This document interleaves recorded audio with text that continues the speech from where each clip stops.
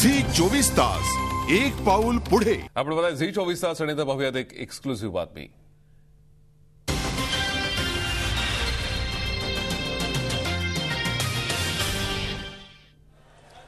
कर्तव्य बजावताना दारू पिऊन एका हवालदाराने गोंधळ घातल्याची घटना नागपुरात घडली आहे। नागपूरच्या मानेवाडा चौक परिसरात हा सर्व प्रकार नागपूरकरांच्या डोळ्यासमोर घडला।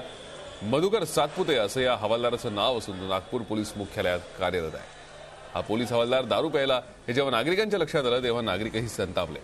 ही बाब जेव्हा नागरिकांच्या निदर्शनास आली तेव्हा नागरिकांनी चांगलाच गोंधळ घातला। त्यामुळे काही वेळासाठी वातावरण तणावपूर्ण झालं। नंतर या घटनेची सूचना पोलिसांना देण्यात आली। वरिष्ठ अधिकारी जेव्हा घटनास्थळी दाखल झाले त्यावेळी दारूच्या नशेत असलेल्या हवालदाराला त्याच्या पायावर उभंही राहता येत नव्हतं। पोलिसांनी हवालदार मधुकर सातपुते याच्या विरोधात अजनी पोलीस स्टेशनमध्ये गुन्हा दाखल केला असून या प्रकरणावर प्रतिक्रिया देण्यास नकार दिला आहे।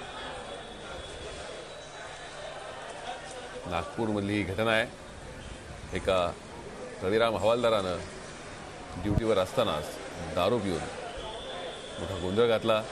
नागरिकांच्या समोर हे सगळं सुरू होतं।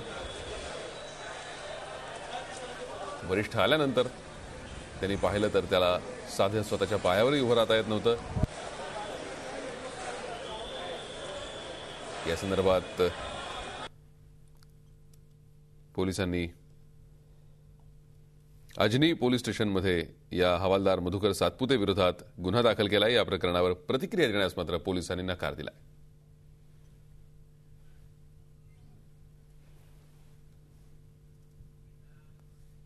झी 24 तास एक पाऊल पुढे।